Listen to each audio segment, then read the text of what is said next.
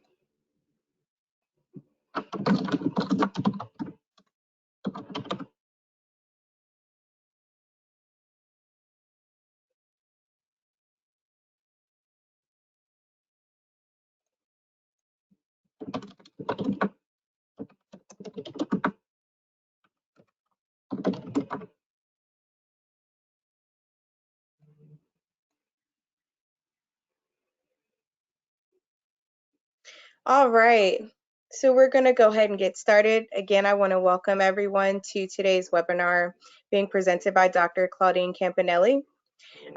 This webinar is going through the process with CUNY's credit-bearing CDA and their portfolio development process.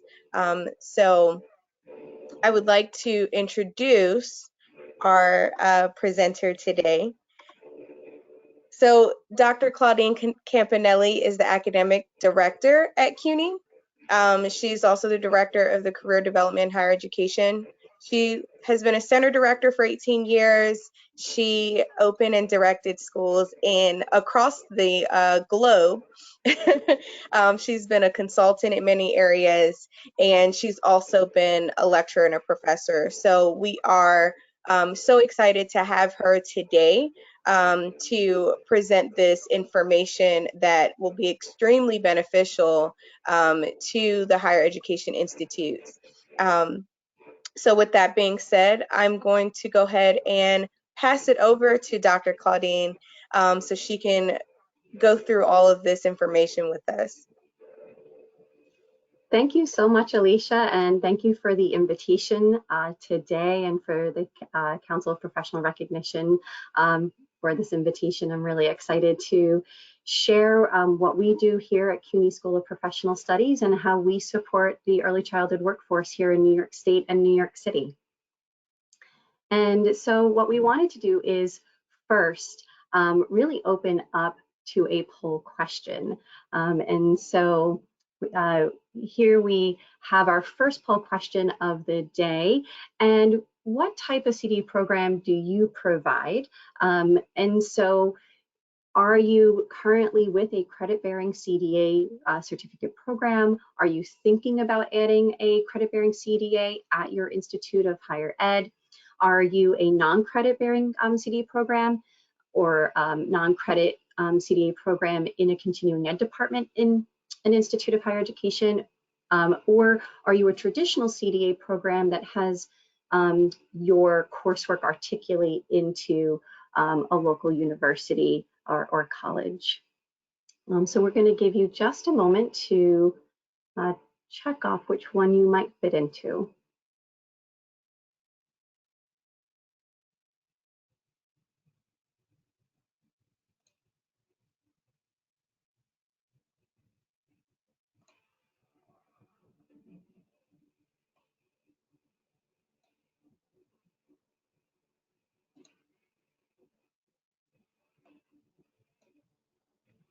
And we'll give one last minute and we're going to close out that poll.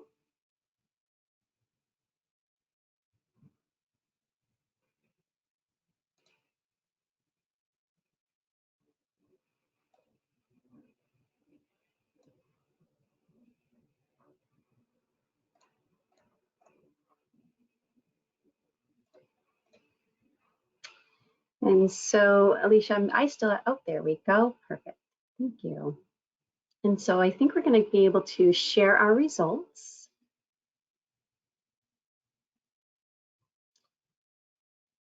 Okay, excellent. So we see a really great number here of many of you are already conducting credit-bearing CDA certificate programs at your institutes.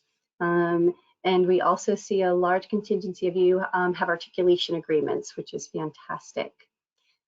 Excellent. So I think, you know, as part of the presentation today, you will be able to see maybe some alignment, maybe some of this will resonate with you and your programs, or hopefully maybe get some ideas as well as we support the early childhood workforce in creating these fabulous portfolios and moving from completion certificates to credentialing. So I'm going to share a little bit of information about CUNY School of Professional Studies, which is part of the City University of New York. And City University of New York, specifically CUNY School of Professional Studies, where I am, is one of the newest campuses as part of the 24 different campuses within the CUNY system. And the CUNY system supports all of the individuals looking for degrees, certificates, and credentialing in New York City and beyond. And we support well over 500,000 students in the work that we do. CUNY School of Professional Studies is unique. Not only is it the newest campus, but it is also one of the more innovative campuses, as the whole responsibility that we have and our mission is to serve the working adult.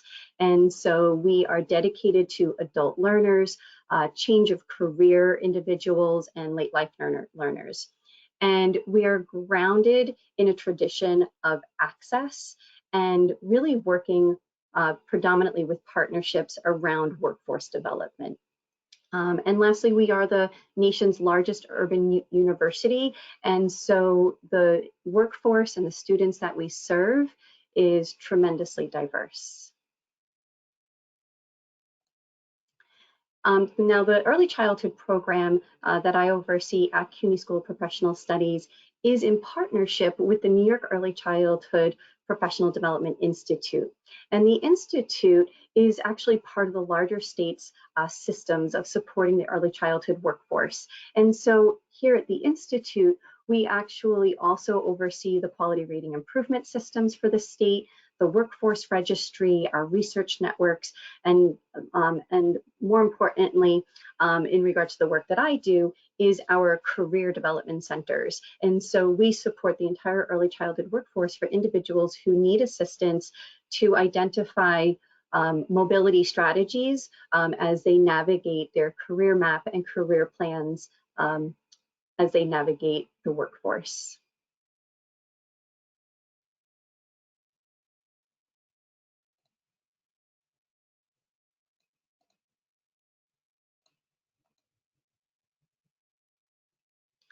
And so I wanted to provide a little bit of information about the New York State and New York City. And we have two very dynamic but also different regions of the state. And so New York City has its own regulations pertaining to childcare, and those fall under the New York City Department of Health and Mental Hygiene. And then the rest of the state falls under the Office of Child and Family Services. And New York City has some very high quality, very strict requirements around teacher qualification. And so for an individual working in a center-based program, working with infants and toddlers, at minimum, they need to have a CDA and be on a study plan to attain an associate's degree or bachelor's degree.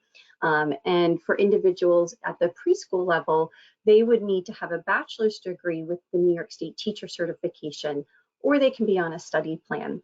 And so because of these high requirements, it's why we really do this credit-bearing CDA. We need to move teachers who, even if they're coming in at the entry level position, really need to be prepared to move their careers and have those credits so they can actually be qualified for these lead teacher positions or move them to lead teacher positions.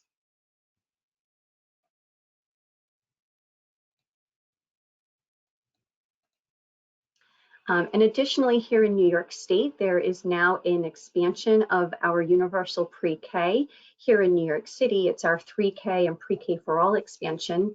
And more importantly, our family and group family child care centers have now been invited to participate in this expansion. And so for a family or group family daycare center provider, at minimum, they must have a CDA to actually engage in a partnership with the DOE.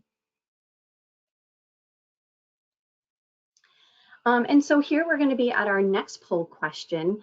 And so select program features you feel are important to CDA candidate success. Is it student-teacher ratios, highly qualified and experienced faculty, student services that might be on your campuses, tuition reduction or scholarship programs, field experiences that are aligned with the course content and your course lectures? So we're going to start beginning to talk about the life cycle of a candidate moving through our program, and we're going to be talking about some of these key features in our programs, but we wanted to see what you hold as important.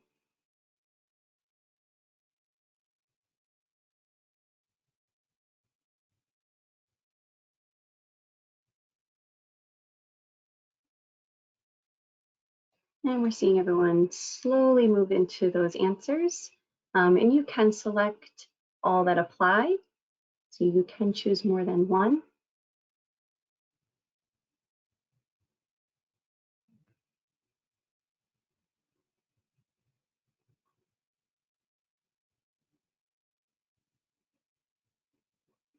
And we're going to close that out and share the results in just a moment.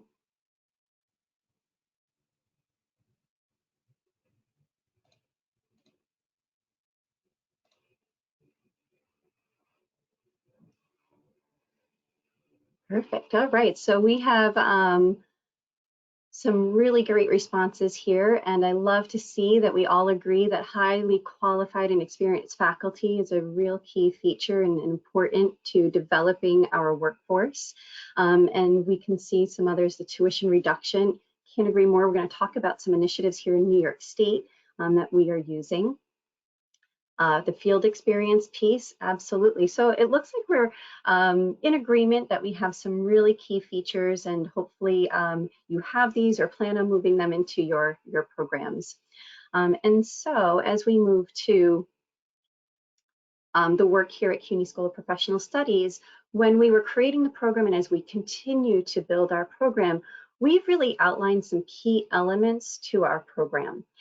The first is our recruitment of our faculty and staff. And many of you, that was the one area, 85%, you all stated that that was a real key and important piece of the work. And I can't agree more.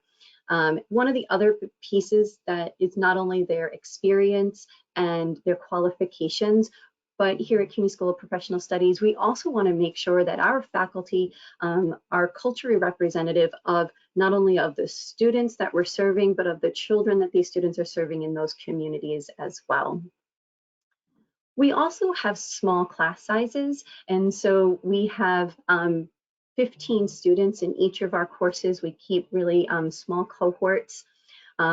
Additionally, our coursework meets the New York State Education Department teacher certification learning objectives and requirements. So as these individuals really take these first initial steps in their college coursework, they'll be able to use them as part of that teacher certification if they decide that's their pathway when they're attaining those bachelor's degrees. Additionally, because this is a university, our students are admitted as full college students, and that goes a long way in regards to services they receive on the campus, as well as just how they see themselves as students in the course.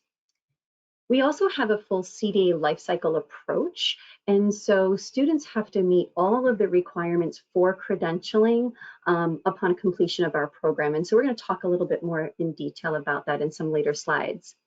Additionally, our program is gold standard, or has the gold standard, and that's been really important to us because it really ensures that all of our faculty understand the entire process, not just maybe their course that they teach. And so we can support all of our students wherever they come to us at questions in regards to the credentialing process. As a university, we also need to meet our Middle States accreditation requirements. And so if many of you are in that space, you understand the rigor to meet the Middle States accreditation. And then also we require our students and our faculty to use the CDA Essentials texts and competency books. And so talk a little bit more about our faculty and staff here at CUNY School of Professional Studies. These are individuals who come to us in all different aspects of their career. Some of them are current teachers in the field and can give real life, everyday experiences and relevant experience to our students. We have some individuals who may be retired or master's levels. They're now directors or researchers as well, and consultants. And so we have a lot of diversity in regards to experience and where they're at in their own careers. And we've found that to be really important. In addition to the faculty piece, it's really important that the students understand that at minimum, our courses are going to meet that 120 hours because we're offering 4 college courses to meet the CDA requirements. They're actually going to have above and beyond those 120 hours. And so with our 4 college courses, the students are going to graduate with 12 college credits in early childhood.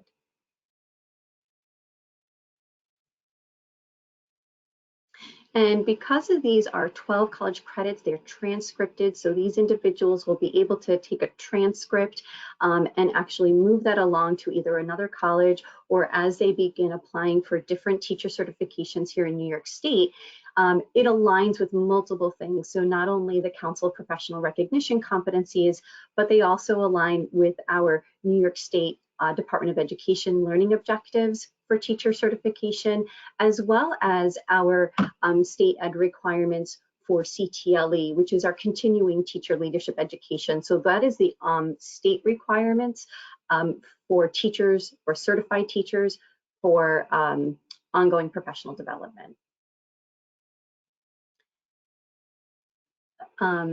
Additionally, the coursework meets any of our OCFS, which is our Office of Child Family Services, or the Department of Health and Mental Hygiene ongoing professional development hours as well. So here in New York State, both of those regulatory agencies require 30 hours every 2 years of ongoing professional development. And we, again, each of our courses will exceed that and meet each of the learning categories set out by the state. These courses are also registered with our New York State Aspire Workforce Registry, which is a space where professionals in New York State can not only house and report all of their ongoing education and professional development, but it is also a space where individuals can actually search for ongoing education and professional development.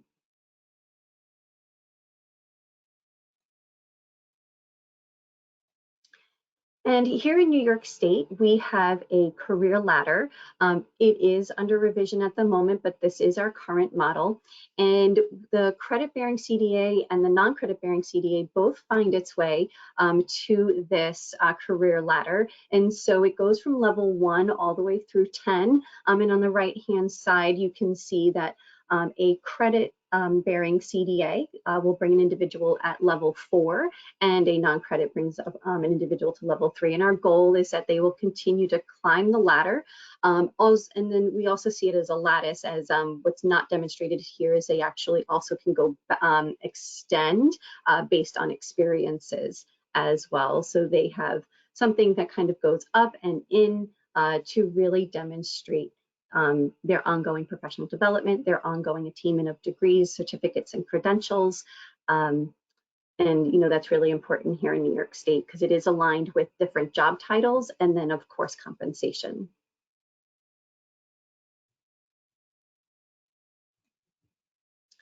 And before I had mentioned that all of the students are admitted as full college students, and so they do receive multiple and a number of support services through the university.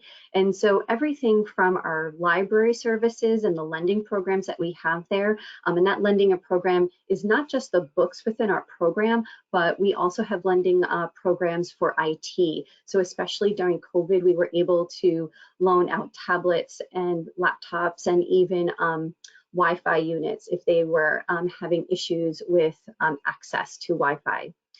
Individuals also have access to disability services, which can provide students with a number of accommodations if identified and needed. And so we can actually provide our texts as audiobooks or large print.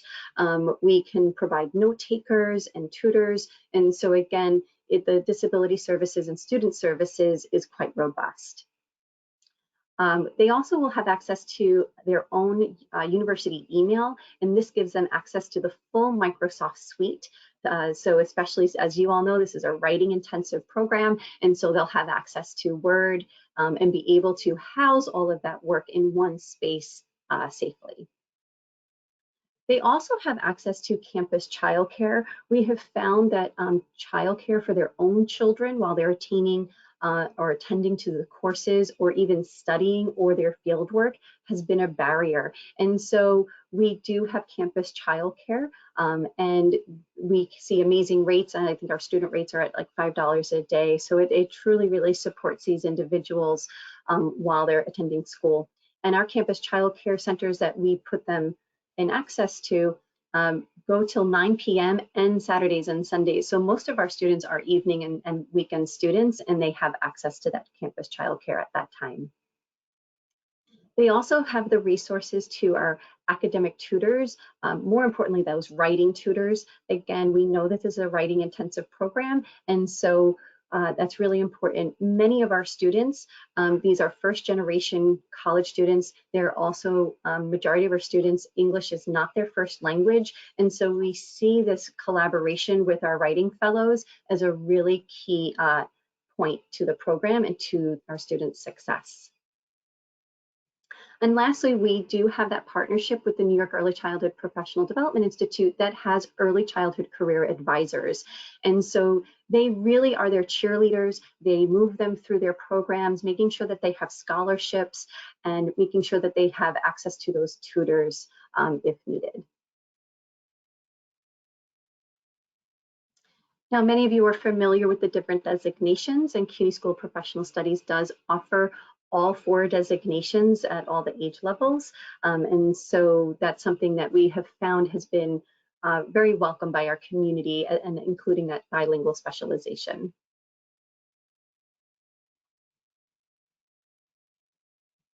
So the 4 courses at CUNY School of Professional Studies is our Child Development course, our Birth to 5, our Observing and Recording Development for the Young Child, and our integrated curriculums and learning environment, and then our capstone course, which is our family program and professional dynamics.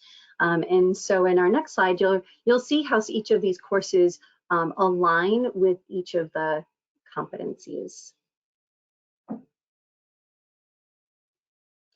And as you are hopefully all familiar with the 6 competencies, we ensure that our students are not only learning about how to demonstrate their competency in their writing, but also demonstrating this in their fieldwork. And so we're going to talk about the fieldwork component in our program in just a moment.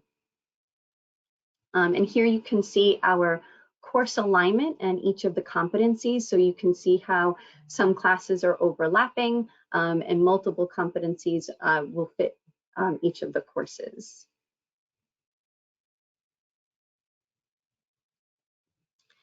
So I want to take a moment and talk about the full life cycle approach that we have. And so we begin right from recruitment and admissions. And so one of the big things is always being very transparent with our students that they must have a high school diploma to attain that full credential. And so we do not admit anybody into the program unless they have a high school diploma or an equivalency. If they have a foreign high school diploma, they must actually have those diplomas and transcripts evaluated and translated and sent to our admissions office.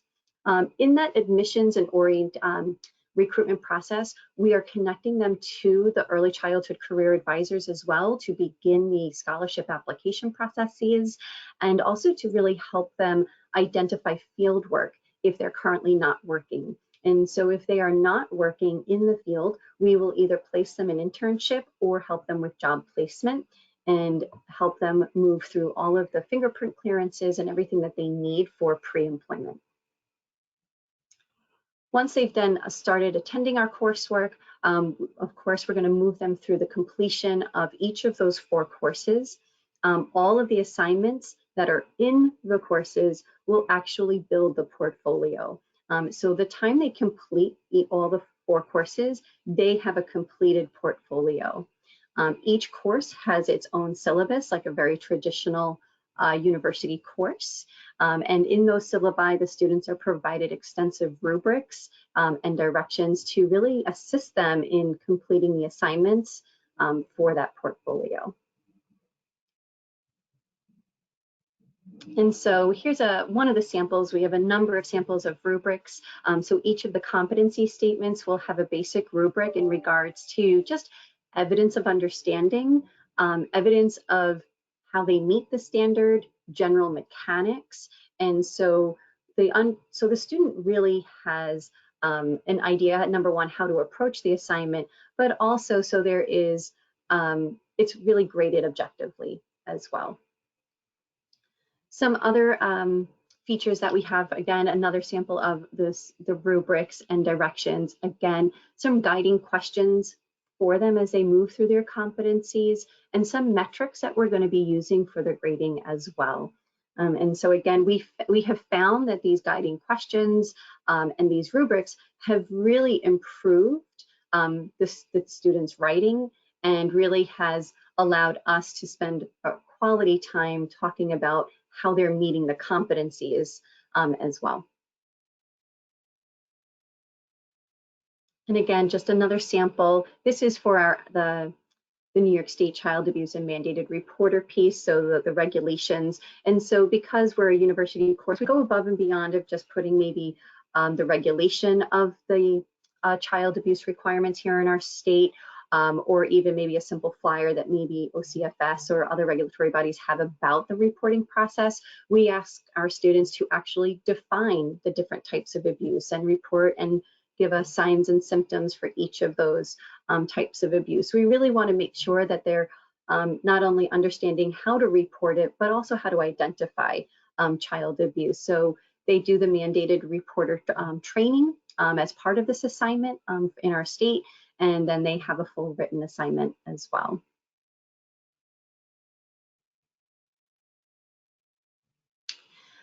So continuing with the life cycle, we have that field work. And so as you know, students have to have 480 hours to actually attain the full credential. And so we embed the field work as in the coursework. And so each student is required to do 120 hours of field work per course for them to attain that full 480 hours.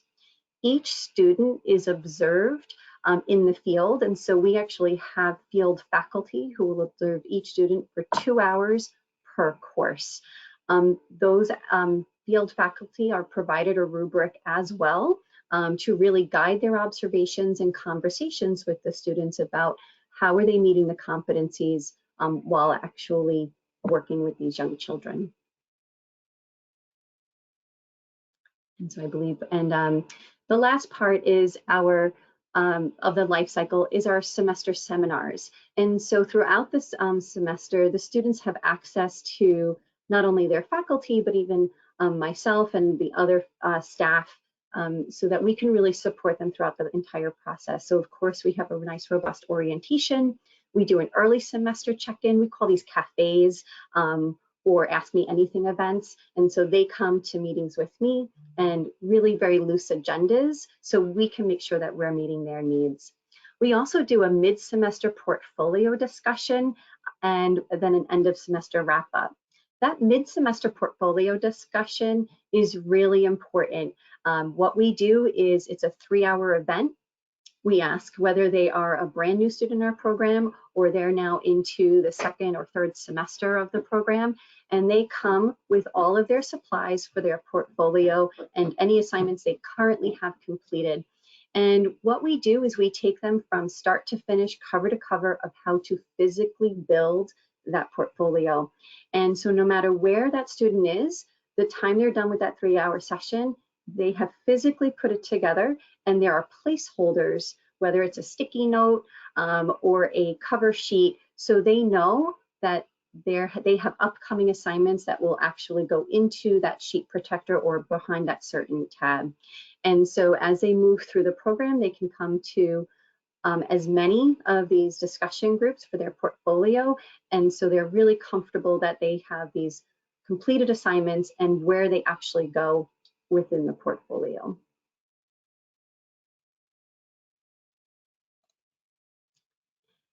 After they have completed all 4 courses, they will actually graduate. So they actually get a New York State certificate in child development, and they actually participate in a full commencement ceremony. And so they are CUNY School of Professional Studies. They graduate with all certificate, bachelor's and master's level students at Lincoln Center. You can see here we have a nice cohort here who is, this is right before COVID hit, so a group of our graduates, and so that was a really exciting day. And then after graduation, we always tell our students, you can't get rid of us, we're still here for you, and they still have more work that they can do with us after graduation. And so we have another staff member, their title is a credential specialist, and they have 4 to 6 hours individually with each student. So these are one-on-one private meetings to double check that portfolio, make sure that it is ready to move towards that credentialing exam, to walk them through how to do the CDA application. Here in New York State, we actually have a CDA credential application scholarship. So for that $425, we walk them through that scholarship application process and then assist them with whatever process they need to make sure that they show up to those exams, making sure that they actually have their PD specialist organized, they've organized with their employer or their internship site for the day of the exam, and everything is organized. We also have a college completion program. This is separately funded through a grant. It is actually funded by Grad NY, and we are supporting over 100 CDA alumni to continue to attain their associate's degrees and bachelor's degrees. And so that support service is everything from their application fees as they move on to their next degree or their teacher exams, whether it's helping them with the registration fee or additional teacher preparation services, and just again being their cheerleader, checking in on them and making sure that they have everything that they need as they're moving through their career map. We also have 5 articulation agreements, so we can move these individuals from these 12 credits onto other universities to attain, again, their associate's degrees or bachelor's degrees in early childhood.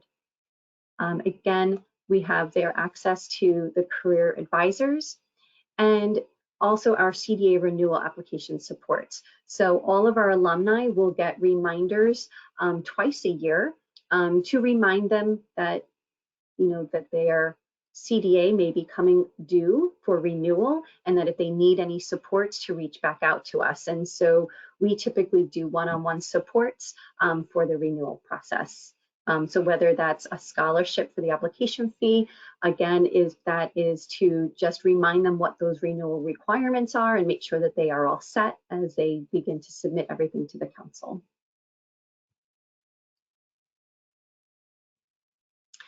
And so we're going to take a breather here. We're going to talk about our next poll question.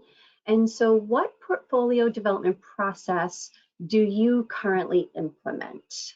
So we went through quite a bit of our life cycle. We'd love to hear from you about some of the supports that you're currently implementing.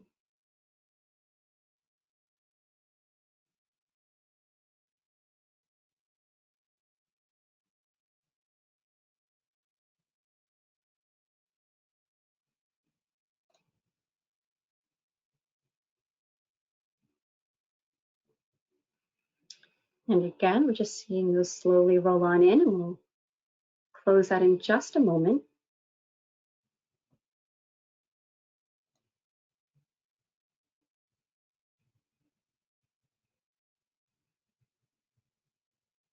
And we're going to share those results.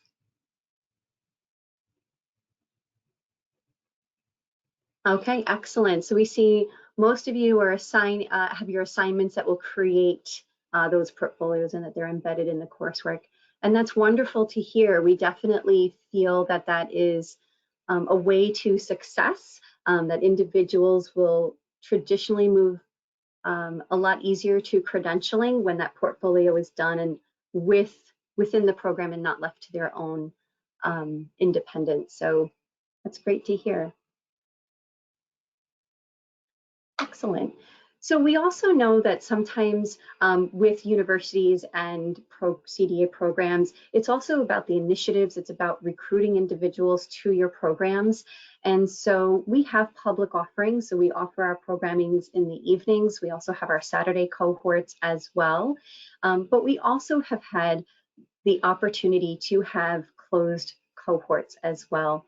And so we've had the opportunity to work with the New York City Administration of Children's Services, or ACS, and for some time they actually had the super funder for the Head Starts in New York City, and so they actually funded a cohort from 2016 through 2019 of Head Start teachers and Head Start families, and that was a pretty dynamic initiative. So what their goal was to have this multi-generational approach of not only supporting Head Start children, but also looking at these Head Start family members and looking at how to support them and move them to this practice of engaging with their community and becoming much more engaged. And so we had Head Start mothers who participated in the CDA program and then were able to attain their CDA credential. And they are either currently employed now in Head Start programs, or some of them are now full-time students in either associate's or bachelor's degree programs. So that was a really great initiative. Here in New York City, that super funding for Head Start moved to the New York City DOE. And so we are really excited to share that we are going to engage in a new and similar initiative with them to move the Head Start families through these cohorts again. So we took a little bit of a hiatus during COVID, and we'll be beginning again in January. So I'm super excited to have a very unique cohort. We also have KIPP College Preparatory High School.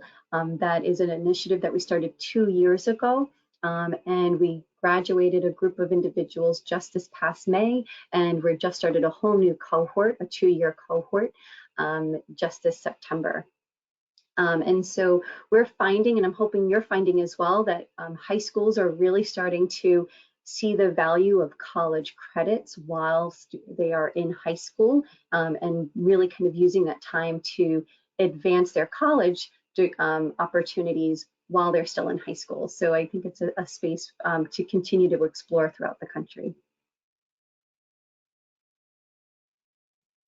Some of the other things that we do is, highlighting these individuals as professionals, and how do we move them from seeing themselves from student to an early childhood professional. And so we have done several things. And the first is we invite our students to present as student presenters at our state conference. And so we've done that over several years.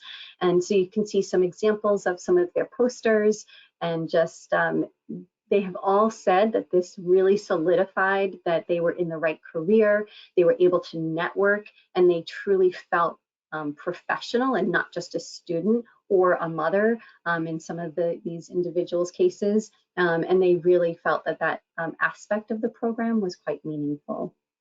The program also piloted the CUNY Early Childhood Workforce Scholarship. And so we did that with 15 students in one semester, and it was quite successful. So successful that our chancellor gave an approval for us to sponsor this scholarship for all 24 campuses.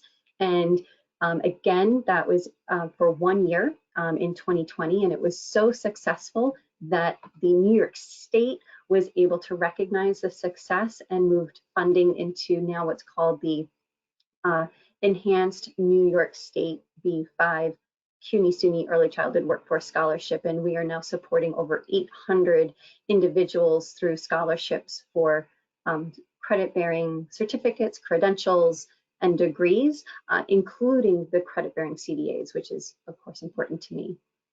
And then the college completion program, which I mentioned slightly before, but this is a huge initiative to really capitalize on the motto of the Council of Professional Recognition, where the CDA is the best first step. We understand it's not a terminal certificate or a terminal credential, and it's the idea that we want to move them on to these other degrees, and that's what the college completion program does.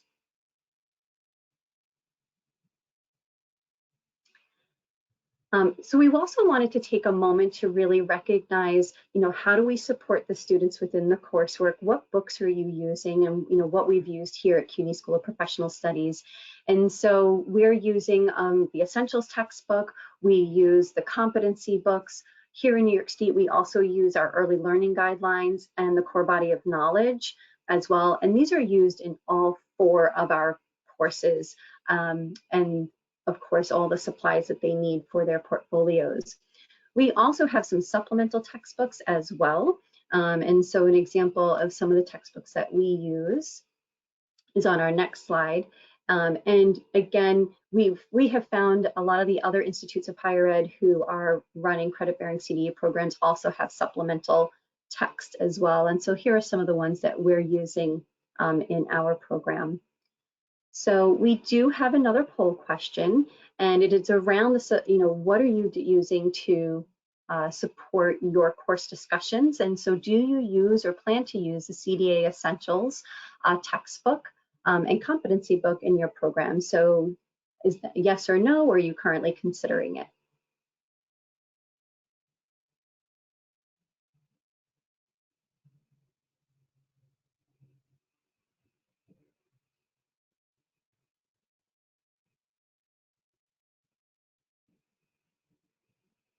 And we're going to close that out and post the results. Okay, it's great. Excellent. So I love that most of you are using it. Some of you are considering it. I highly recommend including the Essentials textbook and the competency book in your work. The council has always stated that individuals who are using the Essentials textbook will really be prepared for those 65 multiple choice questions on the exam. That's where all the questions come from. And so we want to make sure that the students are prepared. And so that's why we've really ensured that each of our courses are moving students through that textbook. The competency book, of course, is really important. It has the all the information that they need for their portfolio, has all the information for those students in regards to if they want the bilingual extension or other languages. It, of course, has supplemental information that supports the essentials text. And of course, it has the CSI in the back, which is really the scoring tool for their verification visit. And we really need to make sure the students are aware of that from the very beginning, so they really understand how they're being assessed and how they really should be not only preparing their portfolio, but it really supports them in how to prepare their classrooms as well, because the entire rubric for that verification visit is in that competency book. And so I want to now move the conversation towards tuition and tuition assistance. Many of you in that earlier poll question had indicated that that was a priority. We want to make sure that these individuals have supports. We know our early childhood providers are not paid very well, and so it's really hard for them to move towards their goals when they don't have a discretionary income to move them towards that.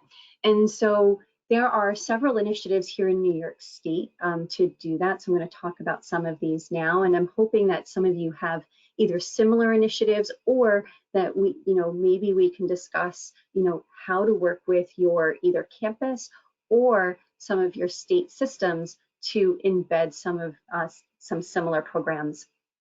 The one here right in the middle, the EIP, that's the New York State Education Incentive Program, that one's been around for quite some time. I think over 20 years, and it supports individuals who are attaining credit-bearing work throughout the state or a traditional CDA.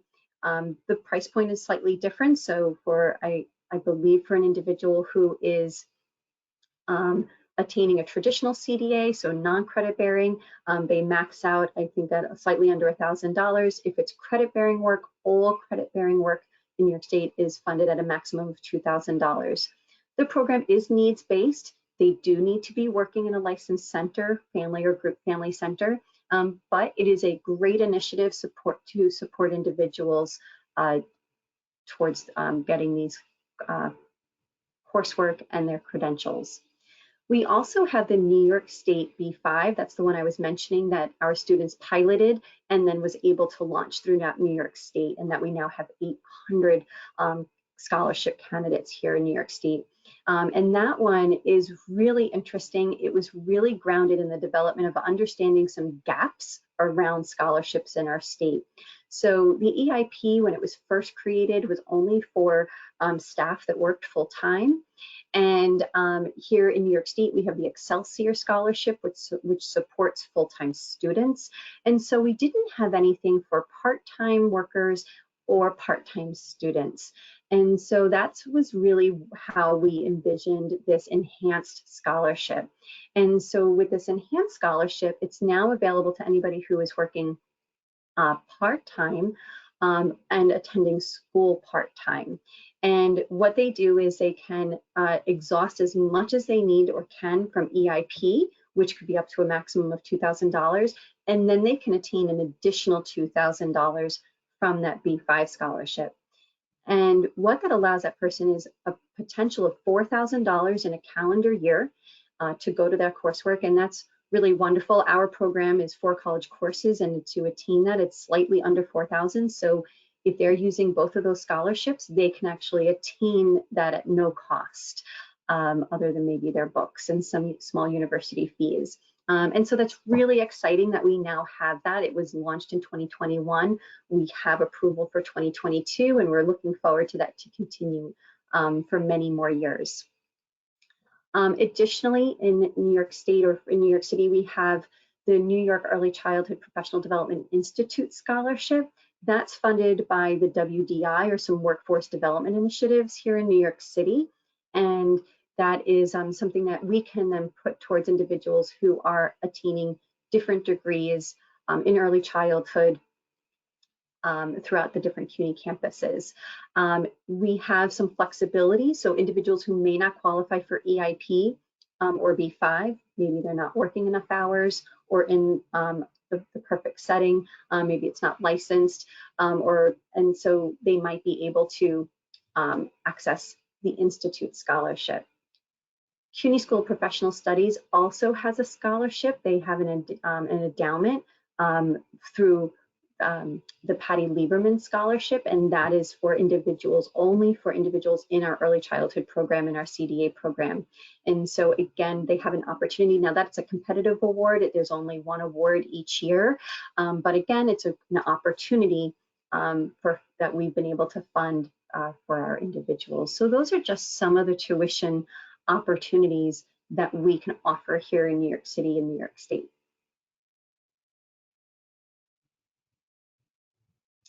And one of the things, and before I had mentioned that I'm also the Director of Career Development in Higher Education, and that role is statewide. So what we have done and what we've been asked to do as part of a federal grant is to replicate credit-bearing coursework for the CDA throughout New York State. And we're really glad to hear that CUNY SPS is the model for that. And we've been working with community colleges throughout New York State to bring this work. And so we're piloting it and we are funding that pilot. And so the pilot is specifically for infant toddler teachers. It's part of another state of initiative to build that infant toddler workforce. And what we do is we approached community colleges who had early childhood programming and asked if they wanted to consider a micro-credential or the state certificate for the CDA, and to see how they can either create coursework or to reimagine current coursework to align with the Council of Professional Recognition's competencies. And so we're really excited that in 2021, we actually had 3 cohorts throughout New York State. And in 2022, we're going to have some additional programming. And so we will have a local university on Long Island who is going to be creating a micro-credential. And we're really excited because some of they come to this approach all with unique takes on it. So their program on Long Island would be 16 credits. We have a program in Southern Tier as well. We have another SUNY program in Western New York, Finger Lakes, Central New York, and in our capital region. One of the requirements is it does need to be synchronous. We are allowing a hybrid model, so maybe every other week being on campus, where the off week they're still synchronous in Zoom. We've learned that we can do that quite well, but really making sure that we are connecting students to high quality faculty, to the competencies, and especially if you're not familiar with New York, we have some tremendously rural areas. And so now really reimagining universities and the university approach and these hybrid models will hopefully reach more individuals in some of these, not only these rural areas, but if you're very familiar with what's going on in New York State, our childcare deserts.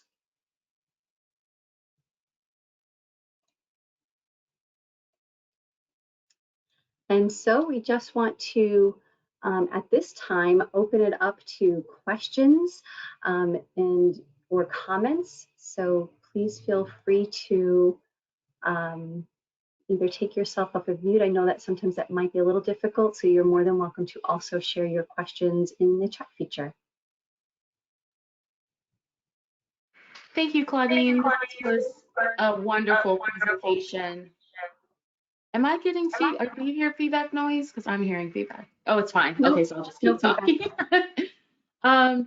What a wonderful presentation. I learned so much myself, and I felt like I had a sound understanding of how your programs work.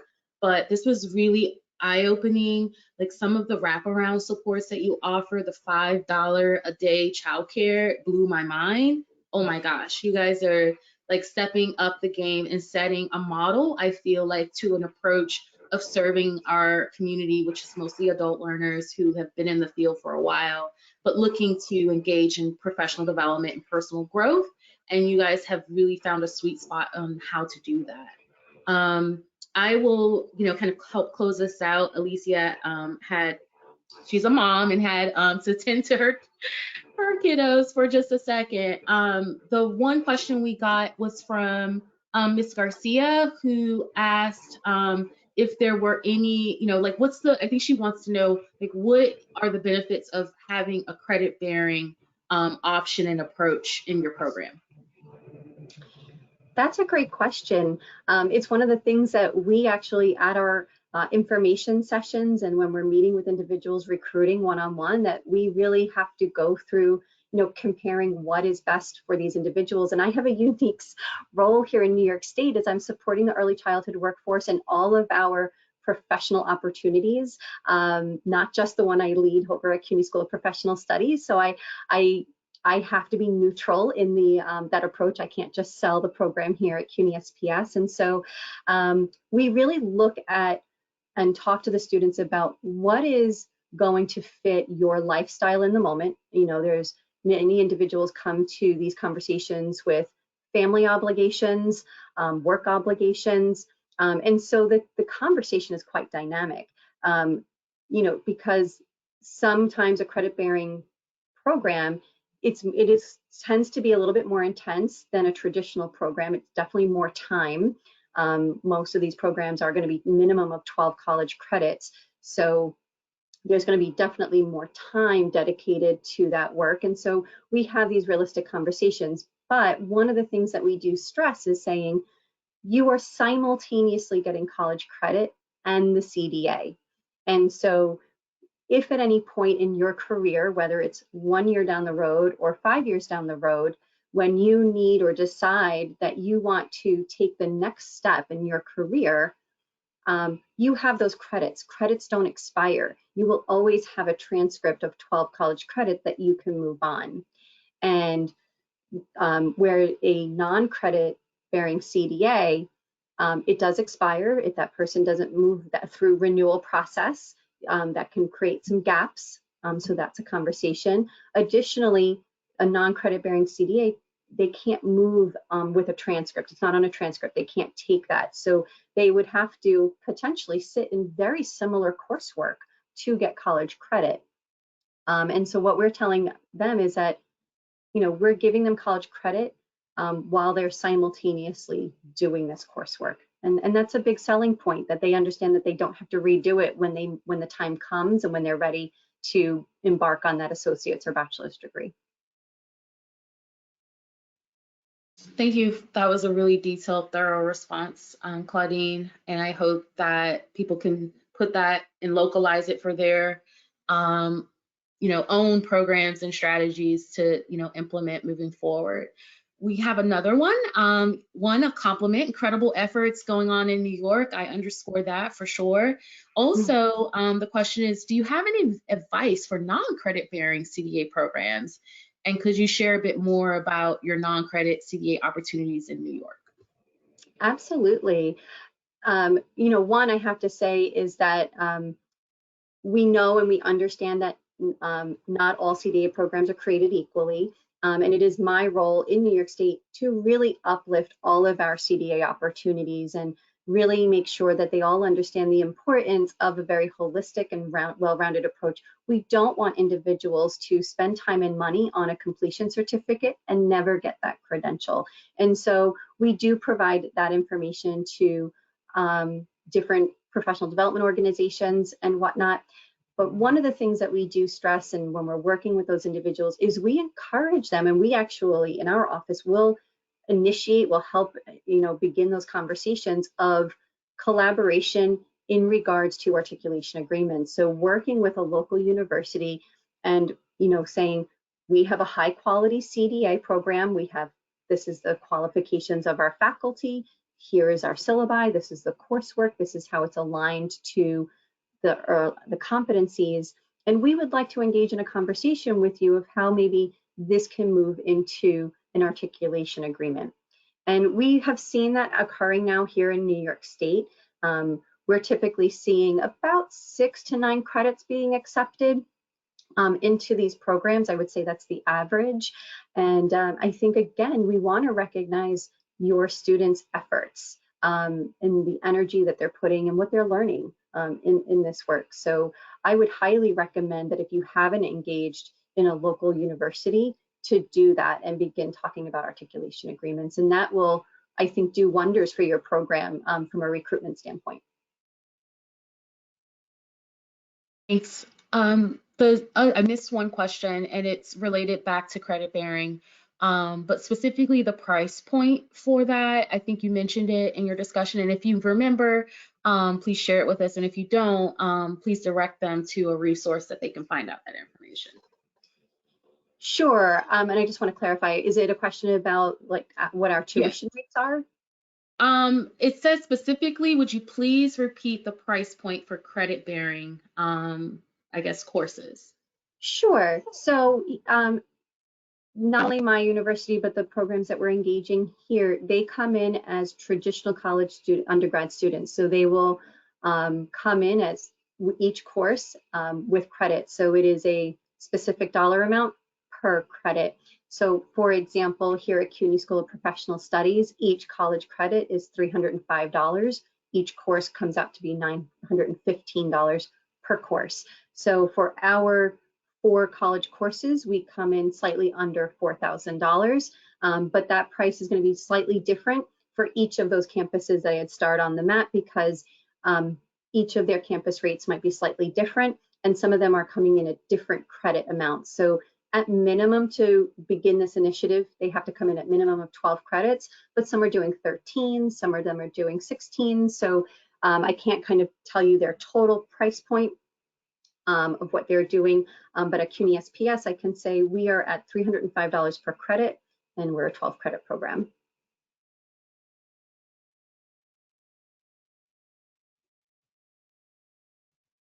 Great, I was just trying to come off mute. Christine Belinda, hi Christine, says thank you. They've been working hard. Christine hails from Penn State Better Kid Care in Pennsylvania, another great robust program similar to yours in the way that they're traversing serving the whole learner. And she's just saying thank you. We've been working on articulation and have had some success. So I think she's saying kudos for some of the shared highlights. I'm going to open it up for final questions and pause for a moment. She's saying she needs more. Claudine, you're gonna have some fans after this. I think I might have to recruit you for EELC in 2022. Are you open to coming to Florida? Oh, absolutely. I'll be there. Great, great. So definitely highlighting the opportunity to ask some final questions as we come very close to our ending point. I'm also going to share in the chat. Claudine is a part of our higher ed community and a participant in the consortium and the CAN network. And so definitely please share this opportunity with your colleagues. We want to hear from you. Alicia has been sending out ongoing communications to highlight past activities such as this and webinars. And we will be having our final webinar at sometime in before everybody breaks for December for holiday, probably around that second week of December.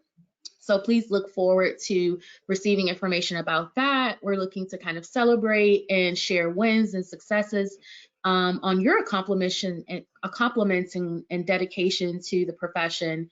And so, and also looking ahead to 2022 and how we can better serve you in sharing out information. Because I think, when you hear from your colleagues, it just registers and hits different.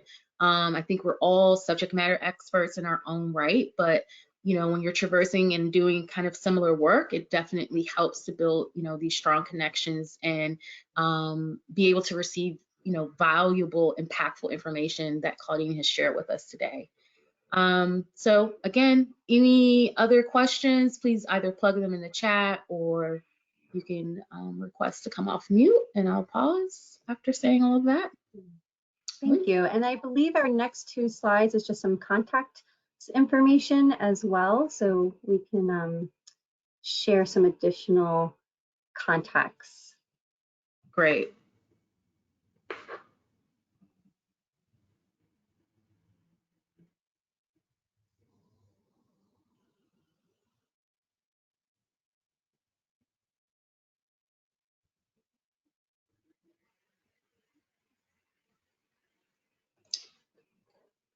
So I don't see any additional questions fielding in at this time. Just more compliments from Christine. You knocked her socks off, and mine as well. I'm just trying to unpack so many of the rich opportunities and the barriers you've broken down to kind of provide equity in your thinking and your approach to your program. I just want to highlight how important and critical that is, and you guys are doing a great job of it. Thank you. Thank you. I have to say I have a tremendous appreciation for my staff and faculty. They are amazing in regards to connecting with me and always really making sure, you know, we're doing the best by our students. And so I do have to give a shout out to my staff and faculty. They're amazing. Absolutely. Do you have another slide to share, or you can just leave this one up with your contact information? Yeah, and then we have your contact details. Yes. You can go back to yours. I feel like most people can grab ours from our website or have access to that. I think yours is the one that's gonna get some new emails today. Oh, Sure. I welcome it. Thank you. And thank you for the invitation. We're really proud of our program, and I'm excited that we've been able to share it. And we're willing to, you know, our goal is just to really provide high quality opportunities to the workforce. And so if we can share what we have learned, we would love to partner, collaborate, share, just reach out. Thank you so much, Claudine. And You're so welcome. I think that's a great ending to our webinar. We really appreciate you taking the time to connect with us and collaborate in this way. It's been phenomenal, and I hope that you guys can walk away that joined us today with some intentional practices that you can implement in your own settings. And so thank you all. Have a good rest of your day, and have a great weekend. Thank you everyone for joining.